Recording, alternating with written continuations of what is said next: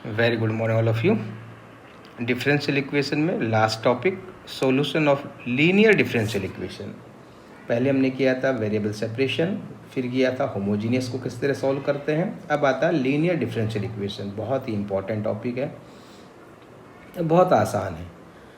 अब यहाँ है कि लीनियर डिफरेंशियल इक्वेशन को किस तरह से हम सिंप्लीफाई करेंगे। बट इम्पॉर्टेंट है कि लीनियर डिफरेंशियल इक्वेशन को आइडेंटिफाई कैसे करेंगे।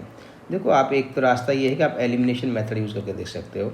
एलिमिनेशन का मतलब कि भाई वेरिएबल सेपरेशन वाला क्वेश्चन नहीं है। क्यों नहीं है? क्योंकि एक्स और वाई यानी एक्स और वाई के फंक्शन प्रोडक्ट की फॉर्म में नहीं है, इसका मतलब एलिमिनेशन नहीं हो सकता।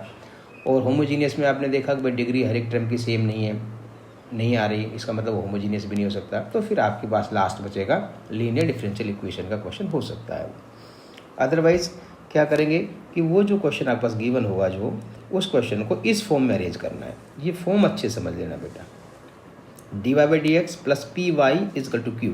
अब यहाँ पी वाई लिखा है ना, तो यहाँ वाई में लीनियर है ये। और ये जो पी क्या है सर, क्यू क्या है बेटा? ये पी और क्यू या तो आपके पास कांस्टेंट हो सकते हैं, कांस्टेंट, और इन टर्म ऑफ एक्स यानी एक्स के फंक्शन हो सकते हैं। पी और क्यू वाई के फंक्शन नहीं होंगे, ध्यान रखना। या तो ये कांस्टेंट हो सकते हैं या ये एक्स के फंक्शन हो सकते हैं, यानी कि एक्स के टर्म में हो सकते हैं, यानी एक्स वेरिएबल हो सकता है। और यहाँ वाई जो है उसकी पावर 1 ही होगी, इसका मतलब ये वाई में लीनियर डिफरेंशियल इक्वेशन है। क्लियर है?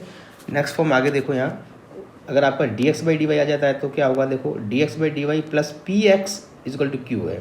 यहाँ देखो dx/dy है, यहाँ x आ रहा है तो ये x में लीनियर होगी, यहाँ पावर x की 1 होगी। अब यहाँ p और q क्या होंगे सर? वही बात बता रहे हैं अभी, कांस्टेंट हो सकते हैं या इन टर्म्स ऑफ y हो सकते हैं। यहाँ उल्टा हो जाएगा, y में होंगे यानी x में नहीं होंगे। यानी x में लीनियर का मतलब x की पावर 1 होगी, x आपके पास यहाँ एक जगह लिखा मिलेगा, ये मान सकते हो आप। और p और q जो है या तो कांस्टेंट होंगे या y के टर्म होंगे। ये दो फॉर्म है, इनको आपको अच्छे से आइडेंटिफाई करना है। इन दोनों फॉर्म के अंदर आपको जैसे आपको फॉर्म अरेंज होगी तो पहले आप कंपेयर करके p की वैल्यू पता लगा लेंगे, q की वैल्यू पता लगा लेंगे। देन आफ्टर इसमें IF निकालेंगे बेटा, ये बहुत इंपॉर्टेंट है। इंटीग्रेटिंग फैक्टर ये निकलेगा। कैसे निकलेगा सर IF?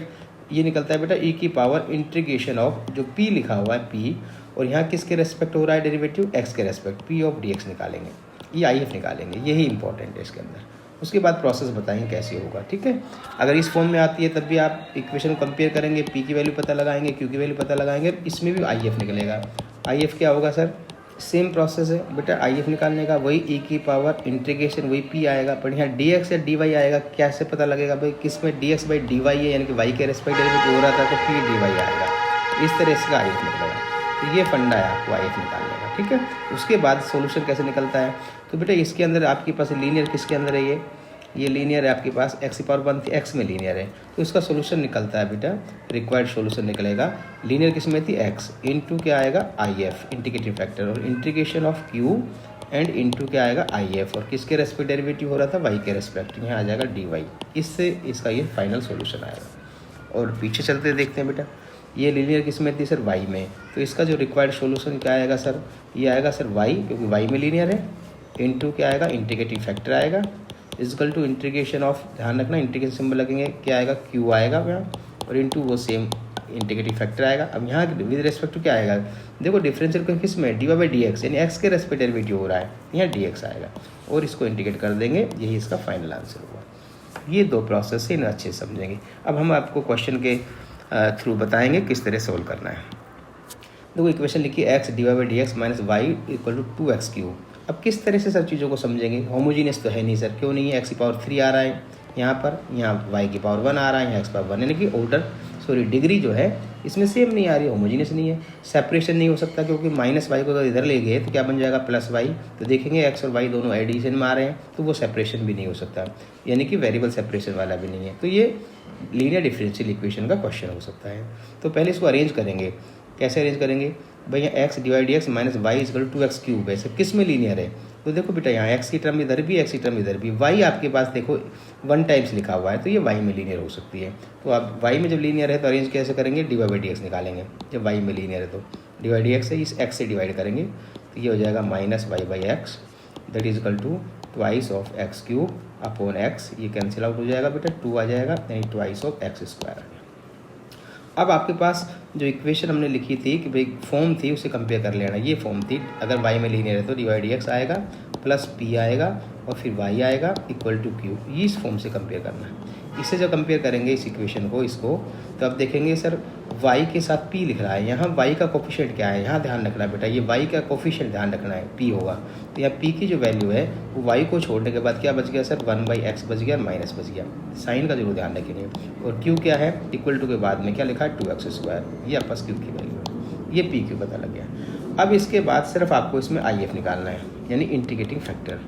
तो if का फॉर्मूला क्या होता है, e integration of p dx या dy, ये देखो डिफरेंशिएशन किसके रेस्पेक्ट हो रहा था, डिफरेंशियल इक्वेशन में dy/dx x के रेस्पेक्ट, तो p dx आएगा, सिंपल है। ये क्या बन जाएगा, e इंटीग्रेशन ऑफ p कितना है सर, -1/x, माइनस बाहर लिया 1/x dx। अब आपके पास इसका इंटीग्रेशन पता है, e की power minus log of x।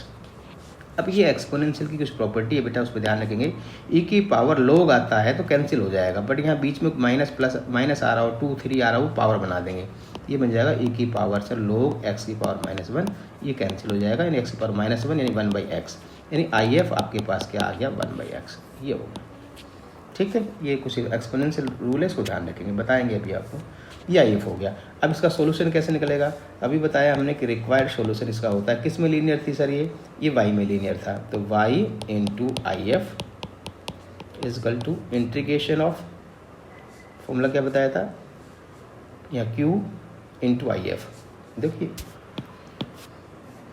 y into if equal to integration q into if और dx, तो यहाँ इसको यूज़ करेंगे अपन। q कितना वैल्यू सर 2x², if कितना sir 1/x, integration of dx, ये x से x कैंसिल आउट हो गया, ये सर 2 कॉन्स्टेंट बाहर हो गया, x dx हो गया। अब इसको इंटीग्रेट कर लो बेटा, 2y as it is, x का बन जाएगा x² प्लस कॉन्स्टेंट c, 2 से 2 कैंसिल हो जाएगा, तो y इंटू if की वैल्यू क्या आती है, यहाँ भी if रखना है बेटा, 1/x था equal to x² plus c, यहाँ y की वैल्यू क्या हो जाएगी, इस x को क्रॉस इंटू कर देंगे, x³ प्लस cx, ये इसका सोल्यूशन होगा। इस तरह से सिंप्लीफाई करना है। यहाँ आपको थोड़ा log की प्रॉपर्टी ध्यान रखना है एक्सपोनेंशियल में, कि e की पावर k log x आता है, तो हम इसे लिखेंगे e की पावर log x की पावर k, फिर e से log कैंसिल आउट, यहाँ क्या आ जाएगा x की पावर k, ये ध्यान रखें, ये काम बहुत आएगा बेटा। ठीक है, नेक्स्ट क्वेश्चन देखते हैं। Second question, 1/x² dy/dx plus xy equal to ax, तो साफ पता लग रहा है, देखो यहाँ भी x है सर, यहाँ भी x है, तो x में तो लीनियर हो ही नहीं सकता, वहाँ y इधर अकेला एक जगह लिखा हुआ है, तो ये y में लीनियर हो सकती है। तो क्या करेंगे, इस फॉर्म में अरेंज करेंगे, यानी dy/dx निकालेंगे, अगर y में लीनियर है तो यहाँ से इसको रिमूव करेंगे, डिवाइड करेंगे, तो क्या बन गया dy/dx प्लस, इसमें डिवाइड करना है, इसमें भी डिवाइड, इधर भी डिवाइड, इधर भी डिवाइड, ये आएगा sir x/1 minus x² is equal to ax/1 minus x², ये आ गया। अब ध्यान देना बेटा, dy/dx है बिल्कुल, तो ये y में लीनियर होगा, क्योंकि y की पावर देखो ये बन रहा है, तो यहाँ इस इक्वेशन से कंपेयर कर लेंगे अपन, ताकि p और q पता लग जाए आपको। बहुत आसान है, 1-2 बार प्रैक्टिस करेंगे, बहुत इजी है, बहुत इंपॉर्टेंट क्वेश्चन है, इस साल आने की उम्मीद पूरी है इसकी, ये हो गया। अब देखिए यहाँ p क्या होगा सर, y का कोफिशिएंट, तो y को छोड़ दो, इसके अलावा जो दिखाई दे रहा है 1/1 माइनस x² इक्वल टू के बाद में जो होता है वो q हो गया, is equal to ax/1 minus x²। इसको अरेंजमेंट बेटा इस तरह से कर लेना, ये p और q हो गया। अब जैसे p q निकल गया तो आपको निकालना if।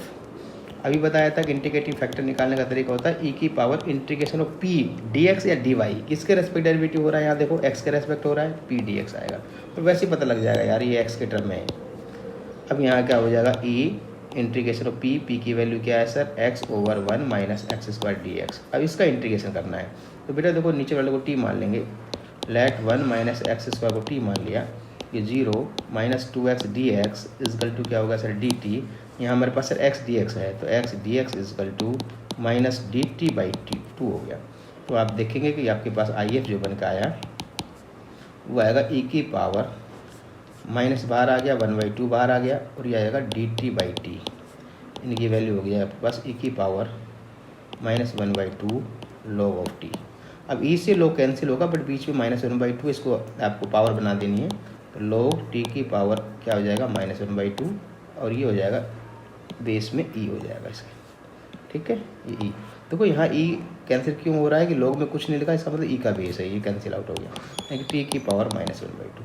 अब t क्या लेट किया था आपने, ये वैल्यू लेट की थी, इसका मतलब आपका जो आई एफ है वो निकल कर आ गया 1/, टी की पावर कितनी है बेटा, -1/2, 1/- x² की पावर 1/2 का मतलब रूट आ गया। ये आपका आई एफ आ गया।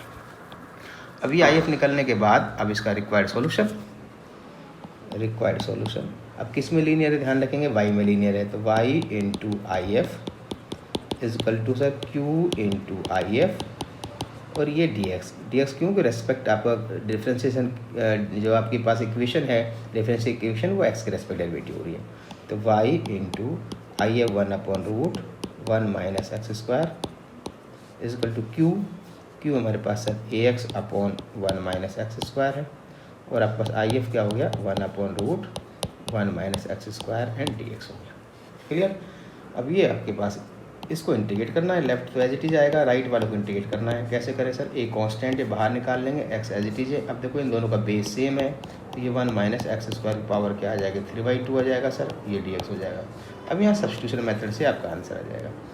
राइट साइड में देखो लेट कर लेना, राइट साइड में 1 - x² को आप कुछ लेट कर लो, जेड मान लो, ये 0 हो जाएगा, ये 2x हो गया, ये dx हो गया, इजकल टू सर dz हो गया। हमारे पास x dx क्वेश्चन में है, तो यहाँ से -2 हट जाएगा, ये अपॉन में -2 आ जाएगा। तो हमारे पास क्या रिजल्ट आया, y/√1 - x² is equal to a integration of, ये पूरा आपने क्या मान लिया बेटा z, तो ये बन जाएगा z की पावर 3/2।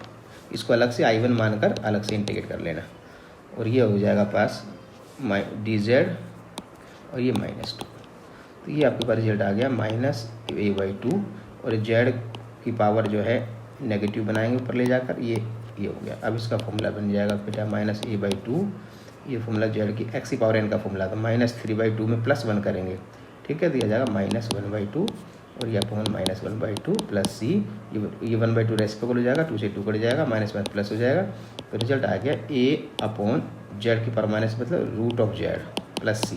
अब यहाँ z की वैल्यू वापस रख देंगे, क्या था √1 - x² और यहाँ प्लस क्या था c, यहाँ आएगा √1 - x²। ये √1 - x² से क्रॉस इंटू कर देंगे तो y इजकल टू यहाँ से कैंसिल हो जाएगा, ये a आ जाएगा प्लस c √1 - x², ये इसका आंसर हो जाएगा। इस तरह से आप क्वेश्चन को करना है। ओके, अगर बाई द वे आपकी इक्वेशन dx/dy फॉर्म में आ जाती है, जैसे ये देखिए y यहाँ लिखा हुआ है, x यहाँ लिखा है, y² यहाँ लिखा है, तो आप देख रहे हो होमोजीनियस भी नहीं है, डायरेक्ट सेपरेट भी नहीं हो रहा। देखो ये x में लीनियर क्यों है, तो यहाँ y का टर्म, इधर भी y का टर्म, ओनली x यहाँ एक 1 टाइम्स लिखा हुआ है, तो ये x में लीनियर हो सकती है। तो इसको जब x में लीनियर है तो आपको dx/dy निकालना है। क्या निकालना है, dx/dy, ये ध्यान रखना। अगर x में लीनियर है तो इसको ट्रांसपोज कर लिया, 2y² dy हो गया, ये dx/dy निकालेंगे तो यहाँ ये टर्म इधर आ जाएगी, y को डिवाइड कर देंगे तो ये बन जाएगी dx/dy इजकल टू, y को आप इंडिविजुअली डिवाइड करना बेटा, x/y आ जाएगा प्लस ट्वाइस ऑफ y² तो y आएगा। अब ये dx/dy है तो x में लीनियर है, तो x के टर्म को आपको लेफ्ट में लेकर आना है, ये -x/y हो गया और ये equal to twice of y। अब इस इक्वेशन से आप कंपेयर करेंगे, अगर dx/dy है तो देखो dx/dy plus px is equal to q, इससे कंपेयर करेंगे। जब यहाँ कंपेयर किया जाएगा तो p की वैल्यू देखो क्या बनेगी, इससे कंपेयर करो इन दोनों को, तो p होता है हमेशा या x का कोफिशिएंट, ये आएगा -1/y एंड q क्या हो जाएगा सर, q इक्वल टू के बाद वाला हो जाएगा ट्वाइस ऑफ y। अब वही आई एफ निकालना है, इसके अंदर सेम प्रोसेस है, integration e p d y या डी एक्स किसके रेस्पेक्ट हो रहा है, इस बार देखो डिफरेंशियल इक्वेशन वाई के रेस्पेक्ट, तो p d y e -1/y d y हो गया पी की वैल्यू, या ई माइनस इसका integration log of y, e से log कैंसिल होगा बट माइनस को हटाना है आपको, तो ई की पावर क्या बन जाएगी log वाई की पावर -1, ये कैंसिल हो गया, यानी 1/y आपका आई एफ आ जाएगा, ये आई एफ। ठीक है, अब आपके पास है रिक्वायर्ड सोल्यूशन लिखना है इसका। तो रिक्वायर्ड सॉल्यूशन में क्या ध्यान रखना है, किसके रेस्पेक्ट, ये लीनियर किस में थी बेटा, देखो x में लीनियर था सर ये, तो रिक्वायर्ड सॉल्यूशन क्या बनेगा आपका x into I F is equal to q into I F, और y के रेस्पेक्ट डेरिवेटिव हो रहा था तो यहाँ dy हो जाएगा। अब x इंटू आई एफ की value 1/y is equal to q की वैल्यू सर 2y थी, देखिए q क्या था आपके पास 2y था, और आई एफ की वैल्यू 1/y है सर, ये 1/y, ये dy, y से y कैंसिल हो गया, 2 कांस्टेंट बाहर निकल गया, ये dy आ गया। अब आप देख रहे हैं इसका इंटीग्रेशन y हो जाएगा plus constant c, it is x/y, तो यहाँ से x की वैल्यू निकालेंगे तो y को क्रॉस इंटू कर देना, तो twice of y² plus cy, ये इसका सोल्यूशन है। ओके, ये इसका जनरल सोल्यूशन है। अगर पर्टिकुलर सोल्यूशन की बात करेगा तो बेटा एक्स और वाई की वैल्यू गिवन होगी, वहाँ पर लास्ट जो सोल्यूशन निकल कर आया जनरल सोल्यूशन उसमें एक्स और वाई की वैल्यू पुट कर देंगे, सी फाइंड कर लेंगे और सी को उठाकर वापस यहाँ रख देंगे, वो पर्टिकुलर सोल्यूशन होता है। ओके, बाय बाय, ये आपका चैप्टर कंप्लीट हुआ बेटा।